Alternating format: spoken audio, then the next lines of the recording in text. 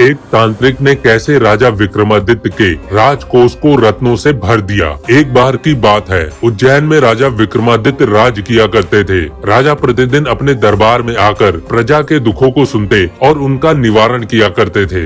एक दिन राजा के दरबार में एक तांत्रिक आया और एक फल देकर चला गया। तब से वो तांत्रिक प्रतिदिन दरबार में पहुंचने लगा। वो राजा को एक फल देता और राजा उसे कोषाध्यक्ष को सौंप देते। इस तरह 10 वर्ष व्यतीत हो गए। हमेशा की तरह एक दिन जब वो तांत्रिक राजा को फल देकर चला गया तो राजा ने उस दिन फल को कोषाध्यक्ष को ना देकर एक पालतू बंदर के बच्चे को दे दिया, जो बंदर महल के सुरक्षा कर्मी का था और उससे छूटकर राजा के पास चला आया था। उस फल को खाने के लिए जब बंदर के बच्चे ने उसे बीज से तोड़ा तो उसके अंदर एक बहुत ही उत्तम कोटि का अमूल्य रत्न निकला। ये देखकर राजा ने उस रत्न को उठाया और कोषाध्यक्ष को बुलाकर उससे पूछा, मैं रोज तांत्रिक के द्वारा लाया हुआ जो फल तुम्हें देता हूँ, वे फल कहाँ है? राजा ने आज्ञा दी तो कोषाध्यक्ष ने रत्न भंडार को खोला और कुछ ही देर बाद आकर राजा को बताया, वे फल तो सब सड़ गए हैं और हर फलों के स्थान पर एक एक चमकता हुआ रत्न वहाँ पर मौजूद है। ये सुनकर राजा कोषाध्यक्ष से प्रसन्न हुए और उसकी ईमानदारी और निष्ठा से प्रसन्न होकर उन्होंने उन सभी रत्नों को उस कोषाध्यक्ष को सौंप दिया। अगले दिन रोज की तरह जब वो तांत्रिक फिर दरबार में आया तो राजा ने उससे कहा,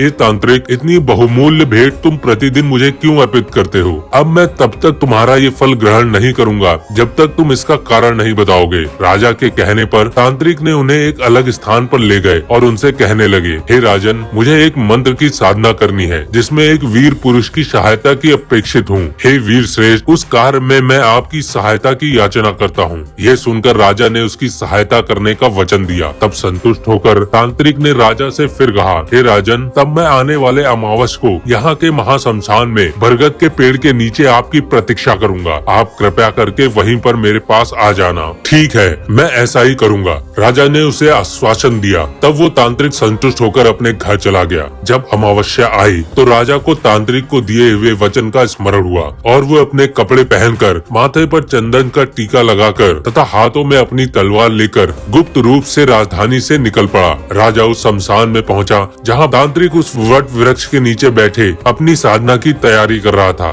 राजा ने उसके निकट जाकर कहा, तांत्रिक, मैं आ गया हूँ, बताओ मुझे अब क्या करना होगा? राजा को उपस्थित देखकर तांत्रिक बहुत प्रसन्न हुआ। उसने कहा, राजन, यदि आपने मुझ पर इतनी कृपा की है तो एक कृपा और कीजिए। यहाँ से दक्षिण की ओर जाइए, जहाँ पर शमशान के एक छोर में आपको एक शीशम के पेड़ पर एक शव लटका हुआ मिलेगा और उस शव को लाकर मेरा कार्य पूर्ण कीजिए। राजा विक्रमादित्य ने तांत्रिक की बात मानकर वहाँ से दक्षिण की ओर चल पड़े। जलती हुई चिताओं के प्रकाश के सहारे वे उस अंधकार में आगे बढ़ते गए और बड़ी कठिनाई से उस वृक्ष को खोज पाए। राजा विक्रमादित्य ने देखा कि उसकी एक शाखा पर एक शव लटका हुआ है। राजा ने अपनी तलवार से उसकी डोरी को काट दिया और शव जमीन पर गिर पड़ा। लेकिन अचानक ही वह शव जोर जोर से हंसने लगा। तब राजा को समझ में आ गया कि उस शव में बेताल की आत्मा प्रवेश कर गई है और उस शव को अपने कंधे पर डालकर खामोशी से तांत्रिक की ओर चल पड़ते हैं। कुछ ही दूर चलने के बाद राजा के कंधे पर लटका हुआ शव बोला, राजन, मुझे ले जाने के लिए तुम्हें बहुत परिश्रम करना पड़ रहा है। तुम्हारे श्रम के कष्ट को दूर करने